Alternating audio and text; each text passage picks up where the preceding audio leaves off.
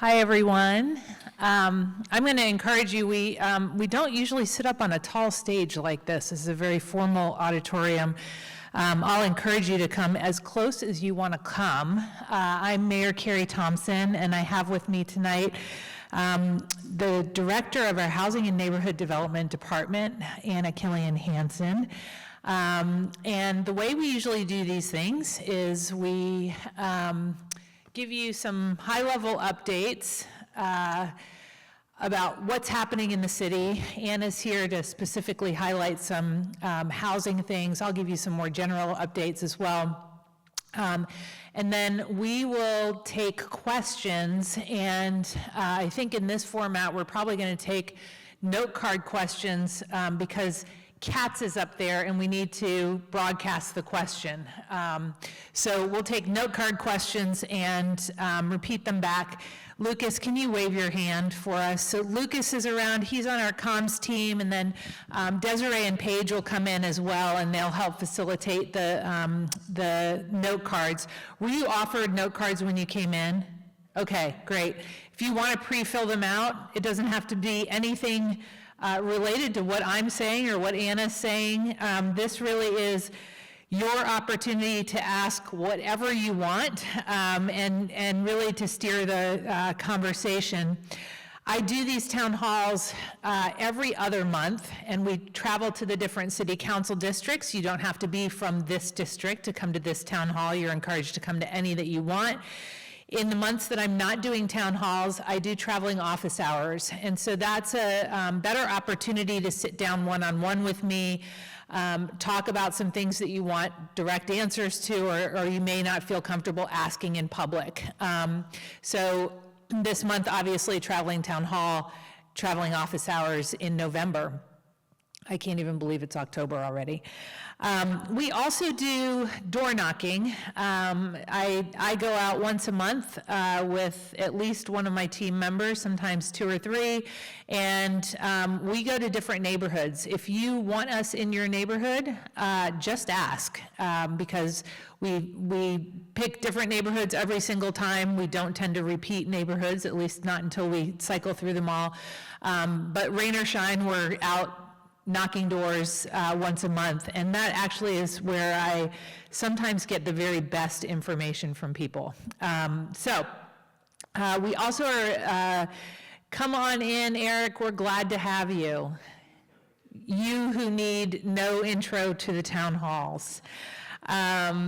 We are working on a new city website. For all of you who have had frustrations with the city website, join the club. I find it incredibly hard to navigate, and so I'm delighted.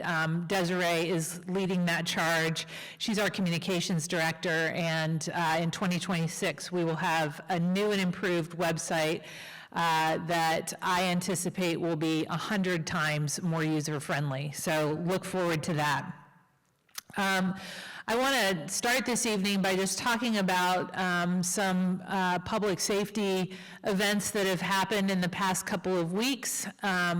You may have read that we had a shooting in close to the Hopewell neighborhood. I don't think I'm speaking out of turn, and if I am, they will reprimand me later. We are very pleased that we made an arrest today in that case, and I'm really proud of the police's work in that case. We are committed to keeping Bloomington safe, and our police department is more fully staffed than it has been in a long time. We're working on getting it fully staffed, and we're making great progress with that. We have Wes is here from the fire department. Our fire department is fully staffed, and really delighted about that.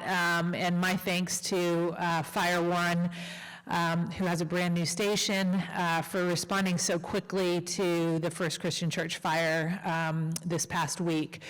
They were on scene almost immediately and really made a bad situation not quite as bad. So my thanks to fire. We dedicated the new, or we unlatched the hose. Is that what you say? Yeah. We uncoupled the hose today at Fire 3. The renovations are done there, and so all of that is part of the public safety grant, public safety bond that we've had for several years. And if you were watching those council proceedings, during the approval of that, of course, the fire projects were to be prioritized because those were the top safety issue at that point. So we have prioritized those. We have one more fire project to go, and then that bond is pretty well spent. So let's see. I want to talk a little bit, before Anna talks about housing. I want to talk about the challenge that is on many people's minds, which is homelessness. And of course, homelessness has everything to do with housing, and it also has many, many other facets to it. What we are seeing now is that homelessness affects everyone in the city, whether you are experiencing homelessness yourself, if you have a loved one who may be unhoused in this moment, or you are seeing the impacts of people who are living unhoused on our city. We were not unlike other cities in having a rise in homelessness. Heading Home is the umbrella organization that is set up to set best practices and get the teams working together to address the system and service gaps that exist with homelessness. We are, in my administration, really committed to working on the root causes of homelessness. That is a lack of affordable housing. So we're working hard on that. We also are looking to county, state, and federal partners to help on the untreated mental illness.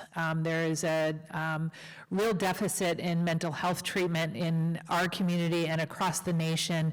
And if you have read the president's executive order related to homelessness, you'll note that he orders he orders mental health treatment. Unfortunately, that order cannot be fulfilled at this point because there's no funding and service providers available to fulfill that part of the mission. Otherwise, I agree, we need to increase mental health provision. While this is not unique to Bloomington, I am firm in my belief that if there is any city in this country that can solve homelessness, it is Bloomington, Indiana. Our numbers are relatively low compared to many other cities. We only have just over 300 people who are experiencing homelessness. And what that means in a city as innovative and compassionate as Bloomington is that we really have an opportunity to create solutions that others have not tried, and try them and work on them together until we actually figure out what is dissolving the problem. And it's, you know, some say that you need as many solutions as you have people who are experiencing homelessness. I think you need probably as many different combinations. It's a discrete math problem. It's not, they're not all unique. And so we need different combinations of services for different people. But we have a new Lilly grant through the Community Foundation that's going to fund a lot of caseworkers. And we have some new reunification funds coming from Community Foundation, and then also the City of Bloomington has some reunification funds in our next year's budget. And that can help people who may have come here thinking that there were enough services for us to house everybody to get back to where their safety nets really are, back to where their parents are, their siblings are, and to reunify with that that support system. There are 126 shelters in Indiana, outside of Indianapolis and Bloomington, and so part of this reunification is, let's get you back close to home. If you do need to be sheltered, let's at least get you to a shelter in your home community that can connect you with further case management and solutions. STRIDE is the organization that has used the Community Foundation funds for reunification. And I want to make sure everybody understands what STRIDE does. STRIDE is a 24-hour, 365-day-a-year crisis center here in Bloomington. We have STRIDE's cards at the table out there, and I have one in one of my pockets. If you all are in a place, as many of you all are, if you eat downtown, if you walk the Beeline, if you walk other places in town, I'm sure you may encounter people who are actively experiencing a crisis.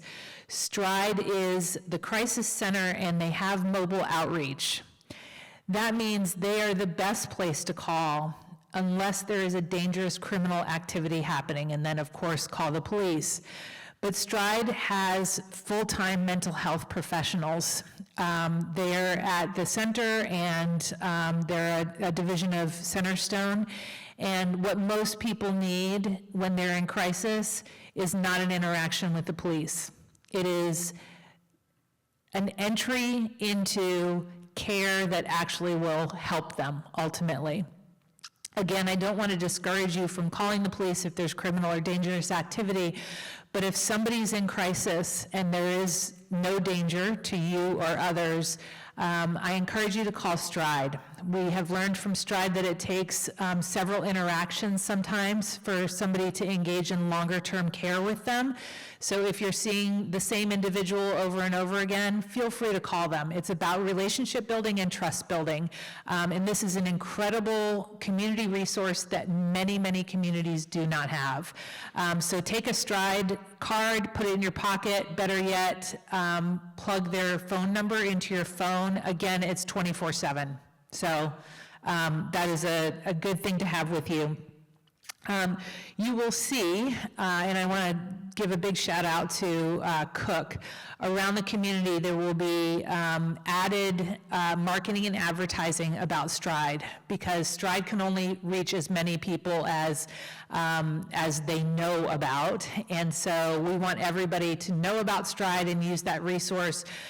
Cook has funded some marketing design, and we've already got at least one billboard up in town. You'll see a bus wrap soon. We really are advocating for people to use this incredible service. We really need everybody on the homeless front to be rowing in the same direction. We need high accountability, we need high service, and we need to make sure that we're proactively working towards solutions that actually work for our community. We have partnered deeply with many service organizations, all of them that are providing shelter, food, et cetera, and we are making progress on getting to solutions that actually work. This is not a short game, though. This is not something we're going to solve tomorrow.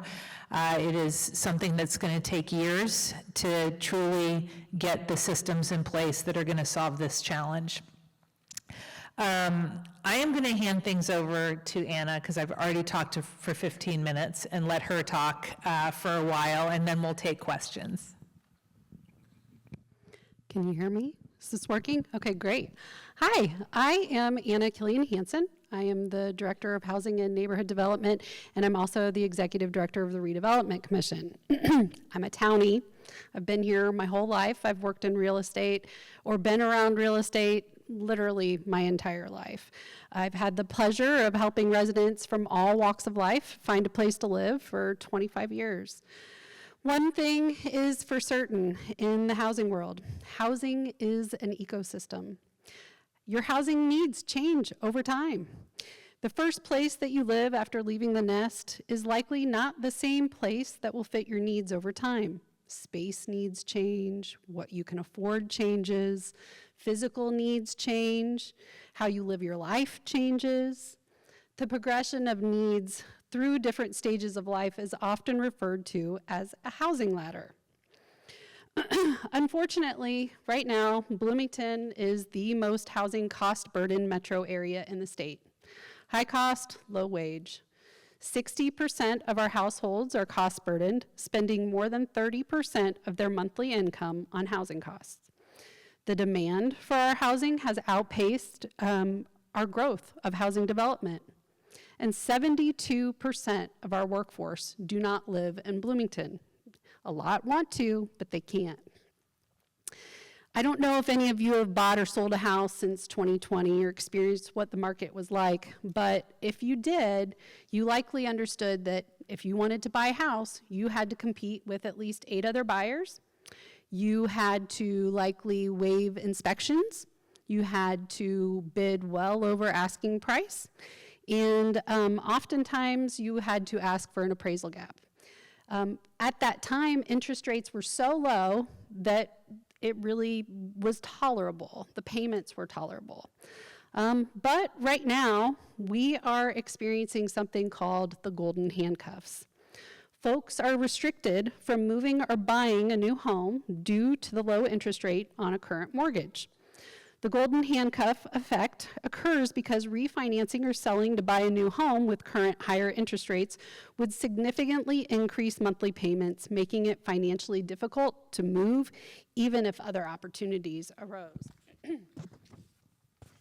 Middle-income households have been forced to either occupy lower quality housing that would traditionally be available for low-income households, or become cost-burdened in upper-income housing. So what exactly does that mean? It means we do not have the movement in our housing ladder that we normally would. People are staying put. Most homeowners tend to stay in their homes for around 8 years and then move up or down in the ladder. That's not happening at the pace it normally would right now. If people are listing their homes, for the most part, we're seeing some reality checks. People can't afford to pay the prices they did when rates were low. Housing is an ecosystem. I talk to a lot of people, and the perception of many is that we should just go build affordable housing. But it really is just not that simple. Developers face scarcity of available land, high land costs, zoning restrictions, high interest rates, and increased construction costs, tariffs, all of which add costs to the overall project. You cannot just go build affordable housing, not without significant subsidies. Projects just cannot pencil out. A lot of effort went into developing our current Unified Development Ordinance, which is our land use restrictions. And I believe that it was developed with the best of intentions. That being said, the market has changed significantly since that document was developed. Our local community has developer fatigue. Currently, developers have to sink a lot of money into fully baked plans on the front end for projects that may or may not get approval. Only outfits with very deep pockets can afford to pay to play, many of whom are from out of town. Those costs add up on the project total and the overall price, and that's what we're feeling. Our permitting process may take more than 6 months, and if it does take more than 6 months, developers lose their financing. More time means more carrying costs. More carrying costs means inflated end price. Projects have to pencil out. So we have a lot of challenges right now, but this administration is working very hard to address these challenges. We've been focusing a lot on housing policy and the UDO.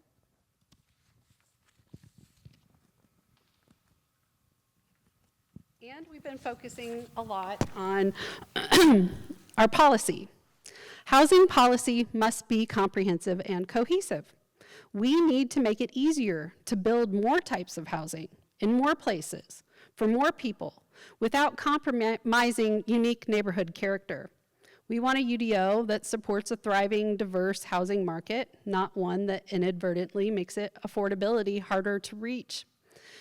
We're currently performing an analysis of our permitting process to identify obstacles to faster and more efficient approvals, and we're evaluating the UDO. Hopewell is the former hospital site, is one of the few areas within city limits that could potentially put a dent in our housing needs. We currently have a project going with the Housing Authority, who's working on an adaptive reuse of the former, the original hospital site, the core building. It's a limestone facing Rogers, limestone building facing Rogers. If you've driven by lately, you'd see the construction ongoing.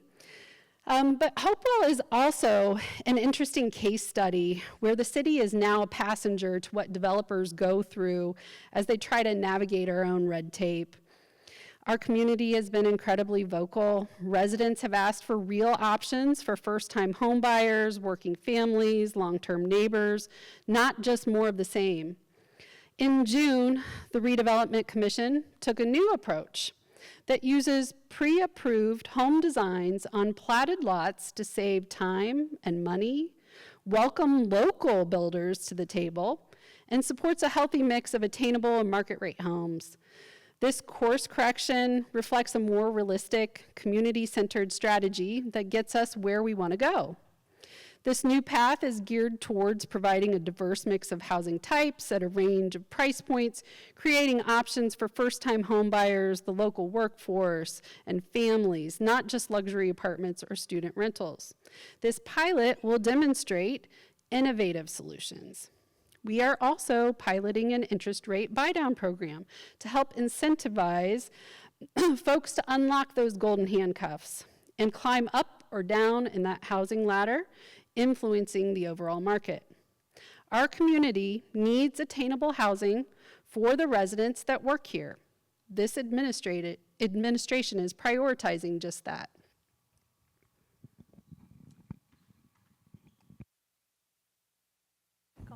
All right, so if you will, Paige is over here, Lucas is here, they have empty note cards. They will just raise your hand and they'll grab them from you, give you new note cards. While they're doing that, I'm going to talk for a minute about economic development. Thanks, Lucas. Housing really is the backbone of economic development in any community. If you can't house the people who work here, they're not going to come to work. And when we look at affordability, of course, the cost of the housing is one part of affordability, but how much you make is the other part of affordability. And so my administration on the other side of this is also looking at how do we grow wages in Monroe County. So we are working on with several partners on that wage growth, and the 21st century economic development really surrounds innovation and entrepreneurship. And so what's happening in the Trades District and at the mill is critically important to the future of our wages here in Bloomington and Monroe County. And as we grow those companies through the Trades District, we hope to be able to house many of those folks, not only at Hopewell, but in the upcoming Summit development as well. And we hope that the new UDO, which is, whatever changes are made to the existing UDO is how I should say it, will help facilitate great housing. So that's housing that really works for Bloomington and keeps Bloomington's character and the cohesion of neighborhoods alive. You'll be seeing some branding coming out in the next 4 months or so that'll really speak to who Bloomington is and who we want to attract. We've been working with a group called Civic Brand to help tell that story, and we've had lots of stakeholder involvement on that. We're also just incredibly excited about the new convention center. That is rolling along quite nicely, and we hope to get the hotel rolling along just as nicely. And now we have so many questions, I'm going to be quiet. Okay. let's see. Okay, I think this is a comment, not a question, but you can, okay. So there's a comment that CDFI-friendly Bloomington can help finance housing in Hopewell. True, there are many possibilities to add to that, to the original capital stack or to the mortgage possibilities there.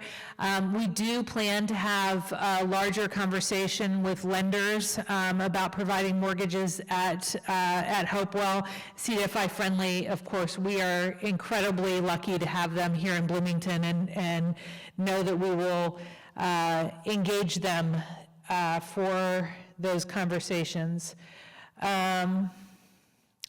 So this is another question, another comment maybe.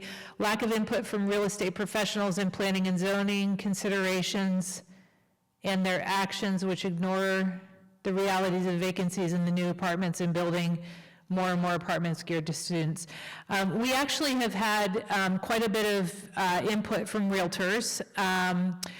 And we will continue to have stakeholder involvement as we get input on what might go into any UDO changes. And we don't have a great way of actually tracking vacancies in Bloomington in those apartments. There is some indication that some of the newer student apartments have vacancies.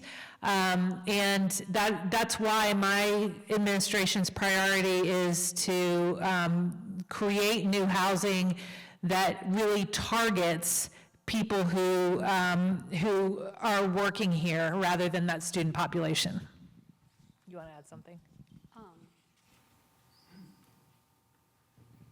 There we go. Yeah.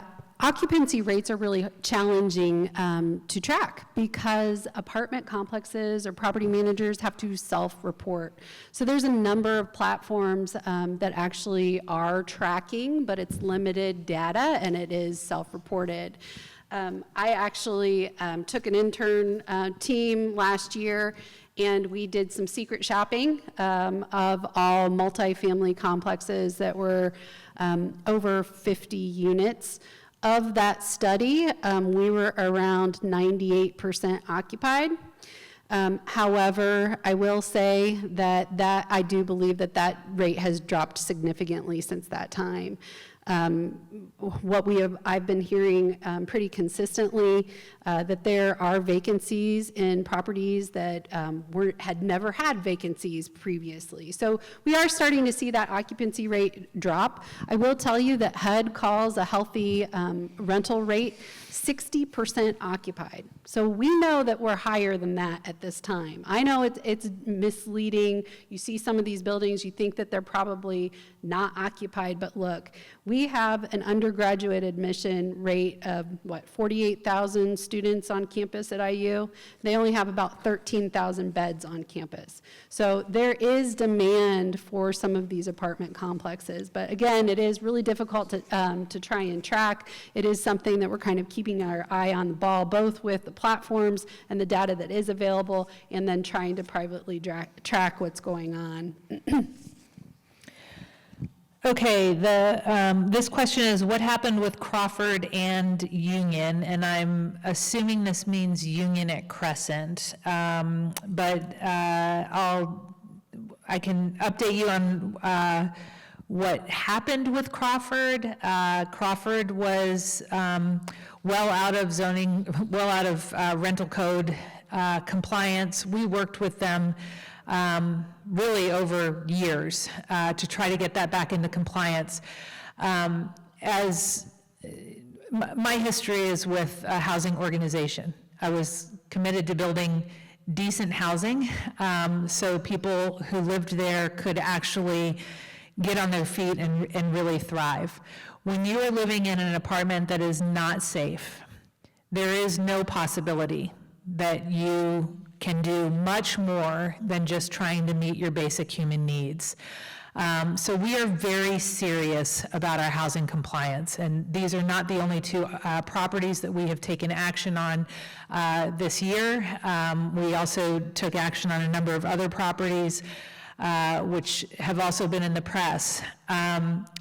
The Crawford is a permanent supportive housing unit, and in order to really take people who are in highest need and offer them housing, they also need a lot of support, or the housing won't be maintained.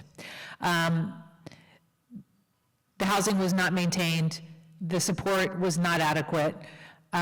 We talked and talked and talked and made agreements that were not met, and so ultimately we did file suit because we believe it is not safe for people to be living in those kinds of units. I am pleased to say we have gotten a long, long way with the physical state of that property. We are very nearly in physical compliance, and we just need to get the supportive services operational as well. So that's where we are with Crawford. Union at Crescent has been a different kind, it's a different kind of housing development, a different process. We are equally serious about getting that into compliance, and because of a couple of various things that have been out of our control, there's been delays, so we're not as far down the road. Yeah, I can comment a little bit. I think you've covered Crawford, but Union at Crescent, their rental permit expired earlier this year, and they did schedule an inspection with our department, which is we inspect and permit all of the rentals within the city of Bloomington limits. We did perform an inspection. However, they had a deadline of, I believe, September 5th to make all of the necessary repairs. Unfortunately, they were unable to make those. Property owners do have a right to file an appeal if they're not able to get material in on time, or their circumstances outside of their control, or they don't agree with what our reports say or requests. So they did file an appeal with the Building Housing Quality Appeals Board. Unfortunately, when that was set to be heard, I believe the middle of September, the board did not have quorum. So it has been continued to this month. That board only meets once a month. And so they have until the middle of October, where the board will either vote to approve their appeal or extension of time or not. So that's where we are at this point with that particular property. They had a tax abatement on the property. We did indicate that they were not in compliance with that tax abatement because of the number of vacancies in the property. There were some 60-some vacancies. And it is an affordable project which requires a certain level of occupancy. The city council did find that the property owner was not in compliance, but due to circumstances outside of their control, so they were able to keep that tax abatement at this time. Okay. I applaud the city effort toward pre-approved housing plans. I also applaud this effort.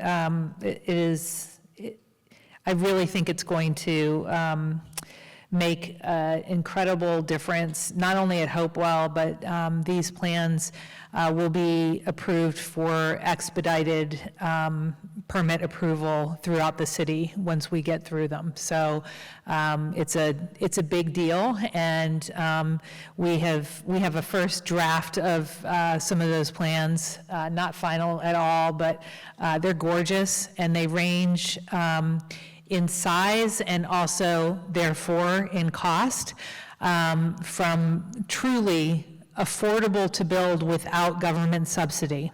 And if you have not experienced the process of government subsidy, not only is it slow, but it also can sometimes make things more expensive. And what we want is housing product that people can actually afford to build conventionally.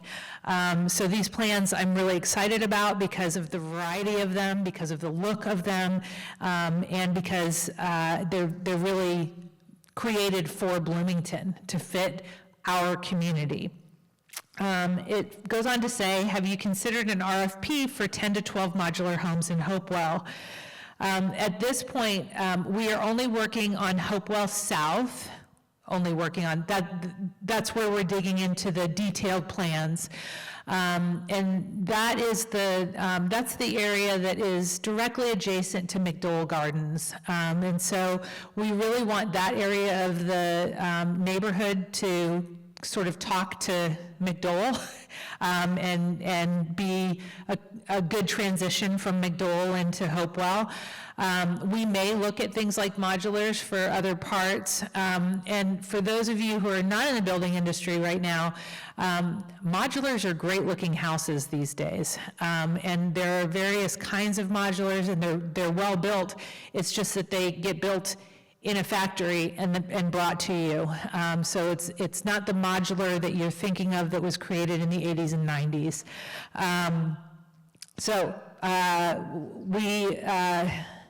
I will tell you, when I started as mayor, I did not know how to make Hopewell work financially for the people to live there or for the city to finish it. And at one point, I was the largest private home developer in the county for 9 years running when I was with Habitat for Humanity. And so I have a good deal of experience making the finances of affordable housing work, and Hopewell was a puzzle. We have gotten to a place that is not only hopeful, but it's really exciting. And I think Hopewell can really set the tone of what attainable housing can look like throughout the city, and it can really be inviting to the young professionals we're trying to attract and keep here. You know, MCCSC is losing school population. We need those young professionals here in our community. We love retirees, and we need to keep great schools if we're going to keep our economy going. So we're looking at all kinds of things for next phases of Hopewell with the standard of it has to be excellent. And it's really going to be the crown jewel of our downtown housing. And so it's walkable, it's got this awesome park, it's right next to Kroger, it's right next to two other parks. It's really going to change the tone, and it's going to create really linkage to the rest of that economic development that's sort of coming down College and Walnut with the convention center going in. This goes on to say, I disagree with Heading Home's decision to serve those from outside our region. I'll make a note about that.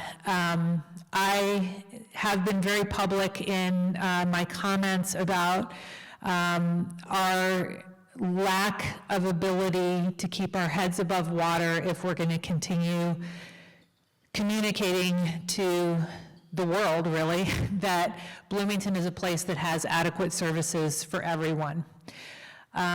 My mind was shifted deeply when I sat at a listening session at New Hope for Families and had a mom tell me she moved to Bloomington because she was told there were services here, but we only have enough services to keep everybody homeless. That's not where we want to be.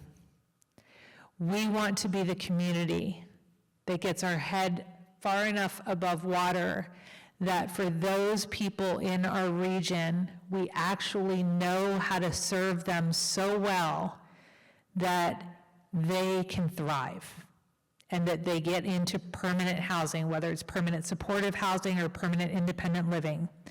And so that's my goal. And every area of our entire state is broken down into a HUD region.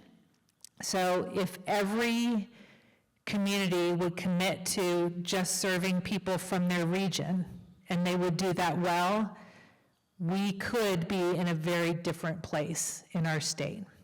So I have convened the mayors of Indiana in a roundtable on homelessness. We're working together proactively on plans for what best practices we can share, how we can agree to work together, and importantly, making sure that people in our region know how to get services in the region, right? So nobody should have to travel 200 miles to find a homeless shelter. There's one a lot closer. So thank you for that comment. This one is written just to make Anna Killian Hansen blush. You're welcome. Recently, Ms. Killian Hansen was quoted in the HT as saying more or less that the administration is focused on streamlining the development process and not getting in our own way.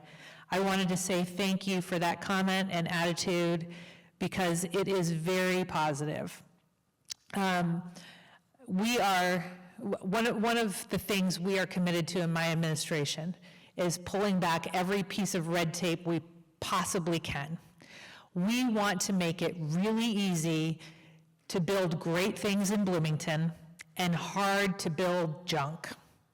So we are committed to this. It is more difficult to get the zoning process simplified than any of us could probably imagine, even if you've been entrenched in it. And, but we're committed to that, and we're also committed to finding other ways to pull back red tape, and that's one of the reasons that I really love to just be out in public talking to people in these forums and others, because you all can tell me the areas that it's really hard to figure out how to get the government to help.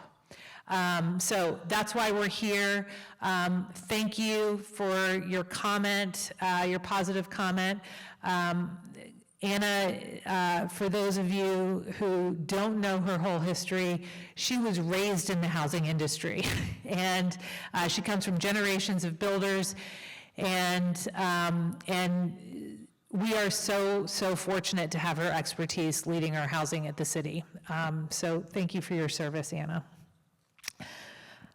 Okay, I'm running out of questions, so if you have more, wave your hands and we'll come get them from you. College Mall is losing tenants. Lots of parking is there, which is made of impermeable materials, which is bad for the environment. College Mall is privately owned, but what would the city like to see happen to this property if the city could influence College Mall owners and decision makers? Well, I'll tell you, one of my ultimate visions for Bloomington is that we stop thinking in this way of we only have one downtown. Because Bloomington has a city center, but then we have economic centers, commercial centers, both east and west, and we have a good little pod developing south, and even some new interests north. And that's the way, as we grow population, grow wages, we really need to think of ourselves that way, that you can go to many different places and have a great experience in Bloomington, dining or shopping or going to a hardware store, et cetera. So my ultimate vision for College Mall would be that it becomes vibrant again, that piece of real estate becomes vibrant again. I think we know that for many, a traditional mall is no longer how people want to spend their time. And so we've seen lots of great redevelopment of mall properties in many different ways throughout the country. And so, you know, ultimately, if we could activate that area, I think we'd have a lot more vibrancy throughout that east side. And I will say that I think the stores that are facing outward, that little section that faces College Mall Road at the intersection of 3rd and College Mall, that does pretty well. So that should tell us something. But we've seen malls get redeveloped into housing, get redeveloped into mixed use, and really thrive. And so we have a real opportunity there should the owners of College Mall want to do something really fun in Bloomington, which we would love it if they did. More questions? We've got one more. We never keep you past an hour either. I always promise to end so that you don't feel obligated to sit here.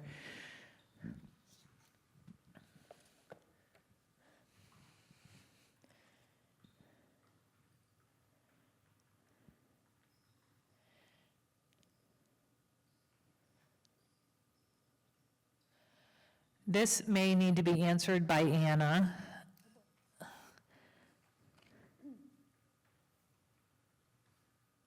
And sometimes what we say is, we're going to have to check and get back to you. So I'm going to read the question, but I'm not sure that I'm aware of the answer. We do house the Historic Preservation Commission, or we are the liaisons to that commission, but I'm not sure that I know the answer to this or that this has come up. What has happened to the historic restrictions that said the streetscape of East 10th between Washington and Dunn should remain as it was? However, lots of homes have been demolished. I'm not sure. I'd need to check. We have 13 historic districts within the city of Bloomington limits. Each district has their own restrictions on what they can and cannot do, and those are written by the neighborhoods in which they reside. But I am not aware of which district that is off the top of my head. We have quite a few. So I'd be more than happy to get back to you. My card is actually out on the table, so I would, if you want to let me know who you are, how to reach you, I can absolutely get back to you with that answer. And if you're not aware, it says, so one of the things it does say is lots of homes have been demolished. So we actually, if it is in a historic district, we have something called the demolition delay process. So it has to go before the Historic Preservation Commission. If it is a notable or outstanding structure, the HPC, as we call it, has to either designate it as historic or release it for demolition. So likely, if something has been demolished, it wasn't a notable or outstanding structure, and the HPC voted to release it and not forward it on to City Council for nomination. This question is, would the administration consider out-of-the-box thinking regarding development standards? For example, if sidewalks and something else weren't always required, then those costs wouldn't have to be passed on. That's just one example. There are many. A fast-track approval process is another. The city will absolutely consider out-of-the-box thinking. In fact, we're hoping that the input sessions come with some out-of-the-box thinking. Whenever we have a builder or a developer with a challenge to how things are working now, we are sitting down with them and trying to figure out how we could have done it better, how we can stay committed to having great building form and make things easier. And so we will be creating, we won't call it a fast track probably, but we'll have expedited permitting for certain cases where you're going to meet all of the codes and you don't need any variances. Right now, things sort of get stuck in the queue no matter when they come in. And when I used to pull permits, we could get a permit in 2 weeks. That will not happen today. I want to get back to a similar timeline for the no variance, really clear, this is going to meet all of the requirements. I'm going to put a plug in for Tech Week, which is the first week of November. They're going to have a GovTech Day.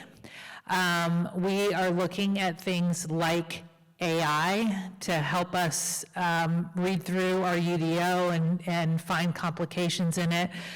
There are many ways that we can innovate around simplifying the process. And that's what we seek to do, is to again, make it easy to build great things and hard to build bad things. And so we're open to ideas, and anything's fair game for discussion. Sometimes there are surprising reasons that we can't say yes, but I think we have a team that's committed to trying to get to yes whenever we can. Sometimes it's a yes and. You know, the other thing too, I have to say, is that this administration, Carrie's been in development and construction, I've been in development and construction, so we see it through a little bit of a different lens. We really are trying to make this what it needs to be for our community to thrive.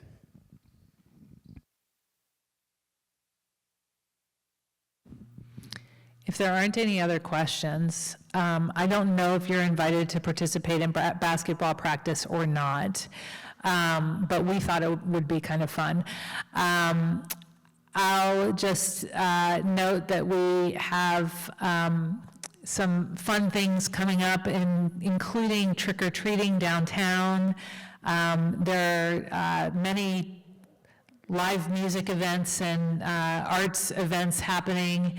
And of course, this is the final month for Summer Farmers Market. And then of course, we'll have Winter's Farmers Market again this year. So lots to do in Bloomington. I know we have a couple football weekends left, and those have been exciting for Bloomington.